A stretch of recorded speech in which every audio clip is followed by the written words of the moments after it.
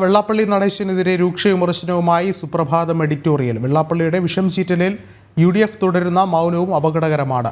വെള്ളാപ്പള്ളി നടേശൻ വർഗീയതയുടെ മേമ്പൊടി ചേർത്ത് അസത്യങ്ങൾ പ്രചരിപ്പിക്കുന്നുവെന്ന് വിമർശനം. RSSനുള്ള ഒളിസേവയാണ് ഈഴവ സമുദായത്തെ ഹൈജാക്ക് ചെയ്യുന്നതിലൂടെ വെള്ളാപ്പള്ളി നടേശൻ നടത്തുന്നതെന്ന് സമസ്ത മുഖപത്രത്തിൽ പറയുന്നു. കൂടുതൽ വിവരങ്ങളുമായി സോണൽ കൃഷ്ണ ചേർന്നുണ്ട്. സോണൽ, എങ്ങനെ നോക്കിക്കാണാം?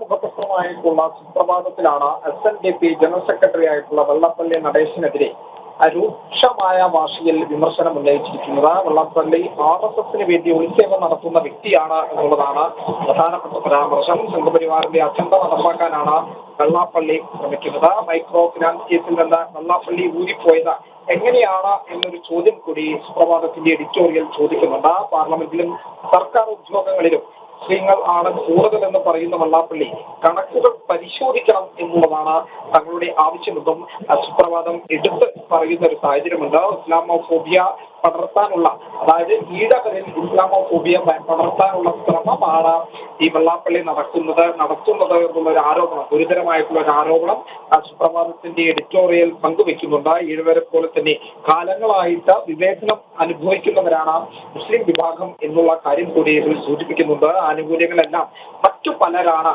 കൈപ്പറ്റുന്നത് എന്നുള്ള കാര്യം സുപ്രഭാതം സൂചിപ്പിക്കുന്നു. എന്തായാലും വെള്ളാപ്പള്ളിയുടെ വിഷയത്തിൽ ഈ വിഷം ചീറ്റുന്ന സംഭവത്തിൽ UDF തുടരുന്ന മൗനം അപകടകരമാണ് എന്നുള്ളതും സുപ്രഭാതം പറഞ്ഞു വെക്കുന്നുണ്ട്. കാരണം തുടർച്ചയായിട്ട് ഇത്തരം പ്രസ്താവനകൾ സുപ്രഭാതത്തിന്റെ ഭാഗത്തു നിന്ന് ഉണ്ടാകുന്നുണ്ട്. സുപ്രഭാതത്തിന്റെ എഡിറ്റോറിയൽ തുടർച്ചയായി ചർച്ചയാകുന്ന സാഹചര്യമുണ്ട്. ഇതിനുശേഷമാണ് ഇപ്പോൾ വെള്ളാപ്പള്ളി നടേശനെതിരെ രൂക്ഷമായ ഭാഷയിൽ വിമർശനവുമായിട്ട് ഇത്തരത്തിൽ സമസ്തയുടെ മുഖപത്രം രംഗത്തെത്തുന്നത്. സോണൽ, അതുമാത്രമല്ല മറ്റൊരു പ്രധാനപ്പെട്ട കാര്യം, ഇത്തരത്തിൽ കഴിഞ്ഞ ദിവസം CPM സംസ്ഥാന സെക്രട്ടറി MV ഗോവിന്ദിന്റെ പരാമർശങ്ങൾ ഉണ്ടായിരുന്നു. ഇത്തരത്തിൽ ഈഴവ സമുദായങ്ങളുടെ വോട്ട് മറഞ്ഞു എന്നുള്ള തരത്തിലുള്ള പരാമർശങ്ങൾ. ഒരുപക്ഷെ അതിനെയൊക്കെ ചുവട് പിടിച്ചല്ലേ ഇപ്പോൾ ഈ സമസ്ത മുഖപത്രത്തിൽ വരുന്ന ഈ ഒരു വിമർശനത്തെ നമ്മൾ നോക്കിക്കാണേണ്ടത്. ഒപ്പം തന്നെ എടുത്തു പറയേണ്ടത് CPMനോടുള്ള ഒരു പറയാതെ പറയുന്ന ഒരു പിന്തുണ കൂടിയല്ലേ ഇത്തരത്തിലുള്ള പരാമർശങ്ങൾ ചൂണ്ടിക്കാട്ടുന്നത്? തീർച്ചയായിട്ടും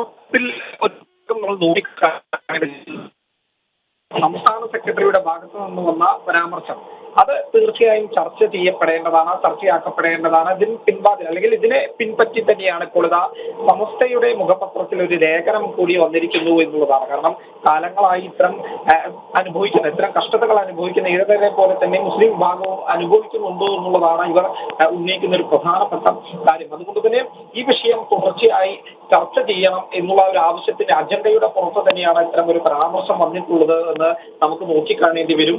എന്തായാലും തുടർച്ചയായിട്ട് സമസ്ത ഇത്തരത്തിൽ ഓരോ വിഷയവും ചർച്ചയാക്കുന്ന സാഹചര്യമുണ്ട്.